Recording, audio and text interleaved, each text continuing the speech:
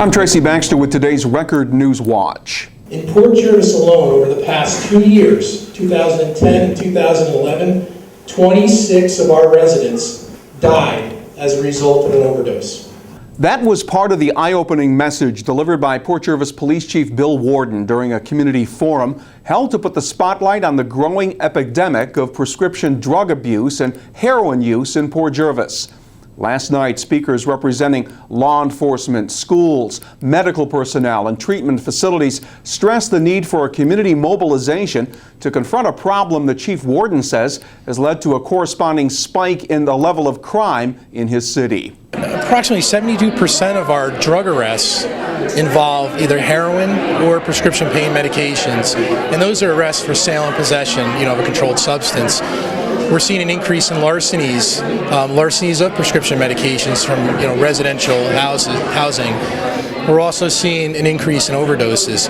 Our goal is to provide the outreach, get the community to come together, bring all these resources together so that we can make a positive impact. National statistics indicated that about 1 in 5 high school students have admitted to having taken a prescription drug without a doctor's prescription. Speakers last night say one challenge being faced is that the selling of prescription drug pills doesn't carry the same stigma that the sale of other drugs do. Middletown Mayor Joe DeStefano called it a symbol of the old Middletown, then of the decaying Middletown, and now of the restoration of Middletown. It's the 8-story former bank building at number 26 North Street downtown, the tallest building in the city, and today Middletown officials held a grand opening ceremony to showcase what will become Polonia Towers, a building that'll feature a top-floor restaurant, 8 new apartments, and commercial space development. The $2.8 million project has been on the drawing board for the past 9 years, and Polonia Architectural Restoration needed to do extensive overhauling before any actual construction could begin. Mayor hopes today's event will lead to more downtown development. It's a message to the private sector that Middletown, downtown Middletown especially, is alive and well, and there's some bargains to be had here and some money to be made in downtown Middletown and the city of Middletown. And we're welcoming that investment, and this is more of an invitation, a celebration of the opening of this, but also an invitation to others to come in, look what we have to offer, and come here and make some money. This has been a very difficult project. All historic projects are difficult because of the nature of the structures. Luckily, Middletown is going through a renaissance, and this building is going to have an impact in that renaissance. Certificates of occupancy have been issued for 7 of the 8 apartment units, and the restaurant will be opening on the top floor with views of the city to become a part of the attraction. Reaction continues to be heard pro and con following President Obama's history-making personal decision to support same-sex marriage. Among those offering a positive response, New York Governor Andrew Cuomo, who called the president's statement a major advancement for equal rights. The American people are evolving on this issue. What does that mean? I think they reevaluate it. They revisit it. Yes, I had a position at one time, and now life goes on. I get a little older. I learn a little bit more. I'm exposed to different things. Let me reevaluate, and maybe I come to a different opinion. And I think that's what the president literally is saying. Opponents, including Reverend Bill Bonucci, the executive director of the New York Faith and Freedom Coalition, say the president's stance will help mobilize those opposed to the marriage of same-sex couples. Now look for more reaction here at Record Online and in tomorrow's Times-Herald Record.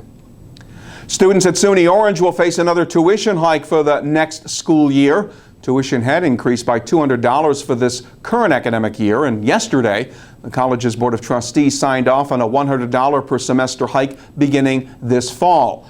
The increase will bring the cost of tuition at SUNY Orange for a full year to $4,100 for full-time students. College officials say the tuition hike was necessary in order to take up the financial slack from the declining share of state aid.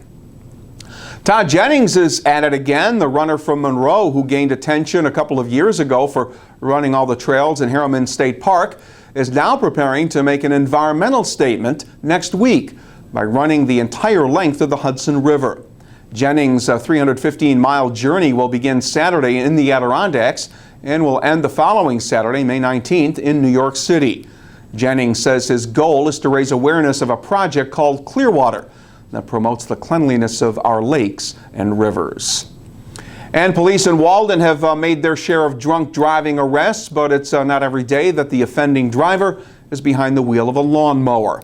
Police charged 56-year-old Joseph Spielberger of Montgomery with DWI Wednesday evening after officers say he was driving drunk on a rider lawnmower and asking for directions with an open can of beer in hand. Spielberger was arrested on Oak Street. He'll face a number of charges when he appears in Walden Village Court next month, including a felony aggravated unlicensed operation, driving while intoxicated, and possession of an open container. We'll continue to see improvement on our weather after all those days of clouds and rain. Friday will be partly cloudy and pleasant with the highs up around 70 degrees. Saturday looks great with temperatures reaching the mid-70s under a mostly sunny sky. Get an edge on the day by reading the Times-Herald Record tomorrow morning. And to keep up with what's happening throughout the day, keep clicking back here at Record Online. For Record Newswatch, I'm Tracy Baxter.